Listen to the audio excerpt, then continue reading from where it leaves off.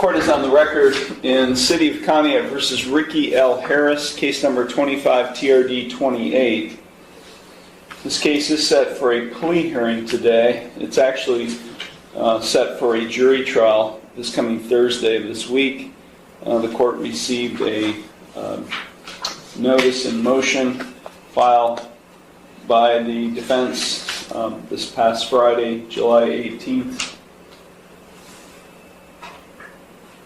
And the court went ahead and hurriedly scheduled a plea hearing for today. Pending against Mr. Harris is a charge of failure to stop after a non-public road accident, a violation of Section 335.13A1 of the Conneaut City Ordinances, a first-degree misdemeanor.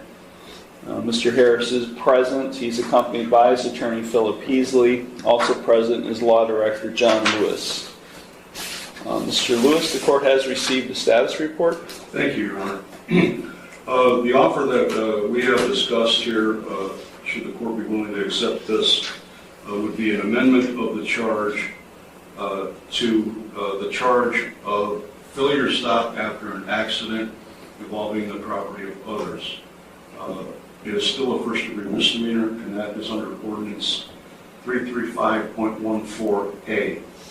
The difference between this charge and the original charge is that this charge does not carry a mandatory license suspension.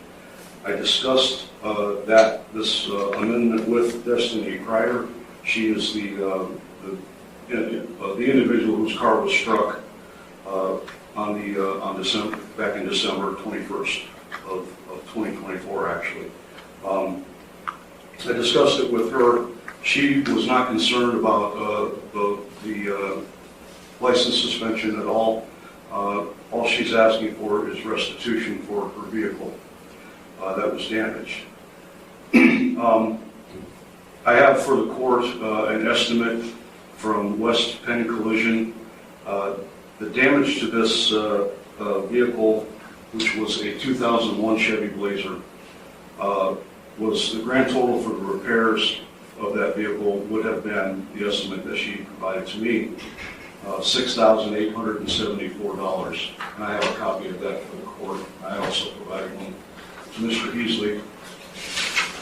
The Blue Book value of the vehicle as of July 16th of 2025 is $1,665, and I have a copy of that also for the court and for Mr. Heasley. So what she's asking for is restitution in the amount to the order, excuse me, $1,665 in restitution. The city is recommending probation, whatever fine the court deems appropriate, court costs along with that restitution to Ms. Kreider. She's present in the courtroom, Your Honor, and she is in agreement with the offer that I've just discussed. Thank you. Thank you.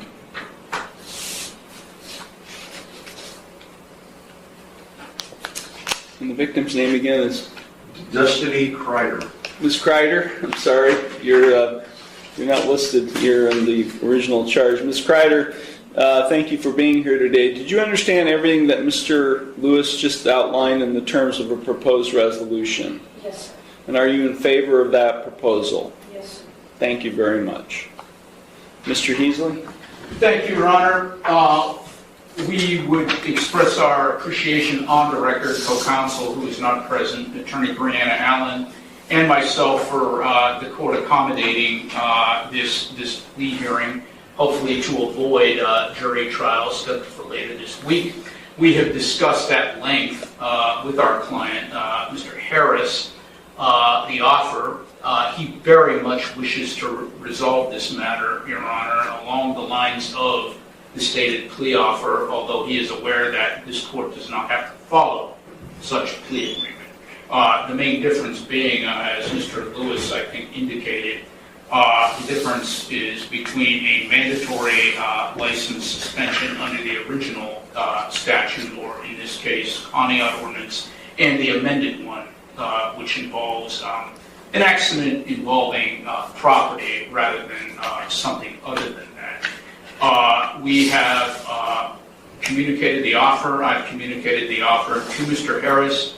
He's aware of his rights regarding trial, which hopefully will not be necessary. And we are prepared to proceed, Your Honor. Thank you very much with the plea. Normally, I don't allow pleas to, this late in the game. We've had 1, 2, 3, 4, I think 4, maybe 5 pre-trials or status conferences.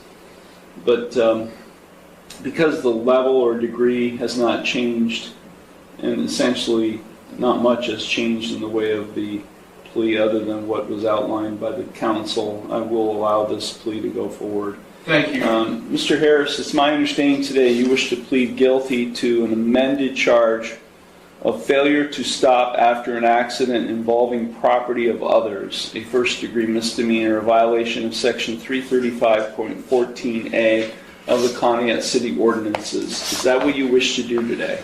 Yes.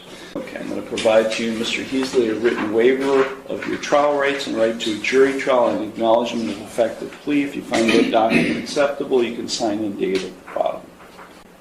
The court does find that defendants, as I indicated, I will allow the amendment to go forward. I do find the defendant's plea of guilty to the amended charge to be knowing, voluntary, and intelligent. The court will accept the guilty plea to the amended charge, and I will therefore find him guilty of the amended offense. We will now proceed to sentencing. Mr. Heasley, is there anything you or your client would like to say at this time before I impose sentence? Thank you, Your Honor. My client, as indicated earlier, does wish very much to resolve this matter, and that basically influenced the decision not to go to trial, which of course belongs to the defendant rather than counsel. We're aware that there is restitution to be made in this matter, and hopefully that will not be a problem. And he's aware of the possible sanctions. The plea hearing takes a tense turn as questions arise about who was driving and whether insurance was in place. What seemed like a simple resolution suddenly becomes uncertain. The courtroom hangs on every word, unsure what will happen next. That come along with this offense. We would hope that the court not suspend his driving privileges if possible. He's aware the court does not have to go along with the agreement, although we would hope that the court would. And once again, we appreciate the opportunity to plead to the lateral offense, same degree that was afforded us in this hearing. This incident happened last December, Your Honor. Mr. Harris has not reoffended in any way, and he is not likely to do so at any time in the future. Thank you very much. That's all. Thank you. Mr. Harris, is there anything you would like to say at this time before I impose sentence? I'm not sure I'm allowed to say it, so I just hope that I can keep on saying it. Okay. I don't know what I can say, so. Okay. That's all? Yeah. Okay. Okay. Mr. Lewis? Thank you, Your Honor. Just a real brief recitation. Back on December 21st, Ms. Kreider's vehicle was parked in front of her residence in the street. It was struck by another vehicle. Officers investigated the matter, determined that the vehicle belonged to Mr. Harris, and at that point in time, they found pieces of the vehicle that were there, including a piece of a Cadillac grill ornament, and they matched it to the front of Mr. Harris's vehicle, and it fit. A piece of the Cadillac grill ornament fit perfectly, so that's how it was determined that Mr. Harris's vehicle was involved in the accident. Other than that, Your Honor, like I said earlier, all Ms. Kreider is really concerned with would be the restitution amount that we discussed previously, of $1,665. She currently is without, she's been without a vehicle, I believe, since this accident happened. Is that correct? She's been without a vehicle this whole time. Thank you, Your Honor. Thank you. Ms. Kreider, is there anything you would like to say at this time before I impose sentence?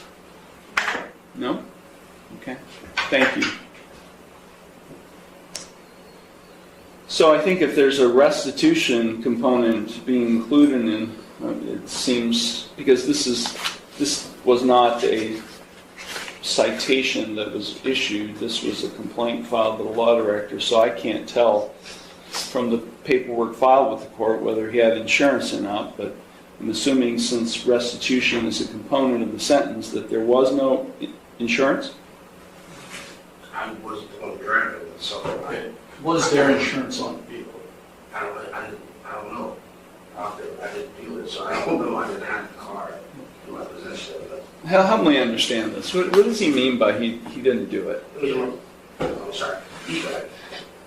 We were prepared, Your Honor, although he does wish to resolve this matter, according to the offer which was just recently extended to us, with trial on this matter. But he has waived his rights to... I understand. Just tell me what happened. I understand. Just tell me what happened. I'd like to know what he's claiming happened.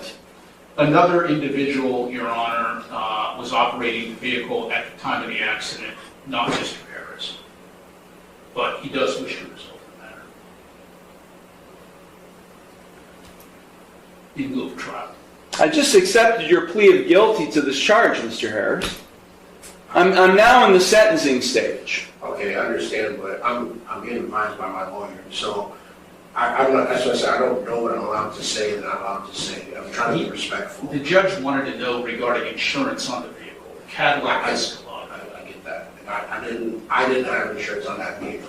Whose vehicle was it? Okay, so the vehicle was in my name that I used. I let my brother have that vehicle because I was trying to help him out. It's your vehicle. It was in my name. It was his vehicle. He purchased it. He bought it. Was the title transferred? No, he did not transfer the title.